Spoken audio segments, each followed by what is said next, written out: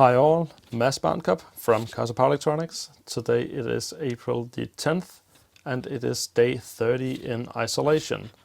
Now the numbers are still climbing at the same rate as usual, which is some 10 to 15 deaths per day, and there are not any really rapid growth in new cases.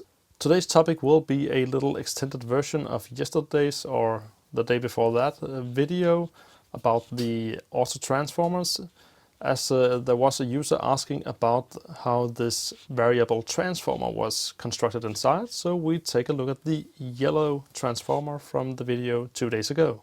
This is my yellow isolated variable transformer that I showed in the last video, and as I showed, the schematic here shows that it is a variable transformer. Now that made the YouTube user Dastier ask me, am I right in the assumption that your smaller yellow isolated variac also consists of two separate transformers, one for isolation and one for varying the voltage? I'm wondering if there even is such a thing as a single transformer isolated variac. It would be interesting structure for sure. And I have to be honest, I actually did not know. So I took the shield off and it turned out to be somewhat more interesting than I first assumed. As we can see in the schematic, it has a double-sided on-off switch, has the primary connection and secondary coil which can vary the voltage, ampere meter, 3 amp fuse, voltmeter and output. The controls on the front here, voltmeter, ampere meter, power on-off switch, the variable knob for the variable secondary side, a fuse reset switch, and the output plug. At the back of the unit we can see it only has an IEC plug and has a little shield here that says 750 VA. No fuse rating, but it's actually made here in Odense where I live. And it turns out there is just one core. There is just one variable transformer that, by the looks of it, is just a variac. It does not look any different because the primary coil is on the inside and then you have only the secondary coil where you have the roller arm going out here on the outside.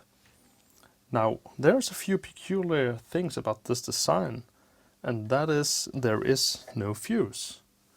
We have the mains input line here, goes directly past the input switch, which is only a single switch and not double as seen on the front schematic, and it goes on over to this PCB.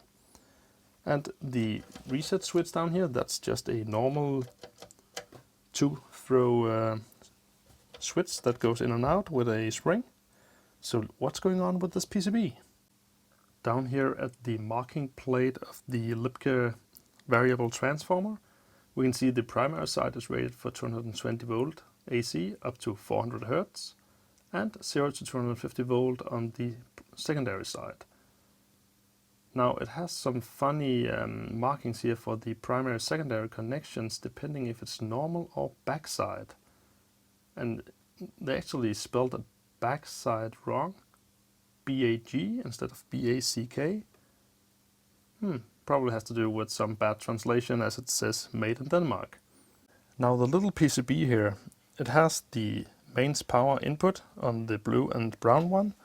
The two black wires are the fuse reset switch, and the red and gray is dot device under test. Now over here we have the primary connections to the variable transformer and we have the secondary connections over here. Then this consists of two resistors, two power resistors, two relays, a small transformer, two transistors, some electrolytic capacitors, resistors and diodes, possibly some Zener, I'm not quite sure, and a potentiometer.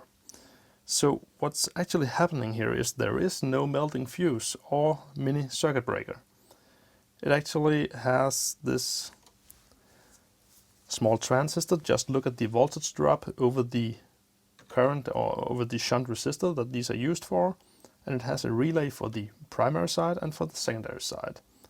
So once this goes over the adjusted voltage here for 3 amp load on the secondary side, it will simply just switch off the primary and secondary side of the variable transformer.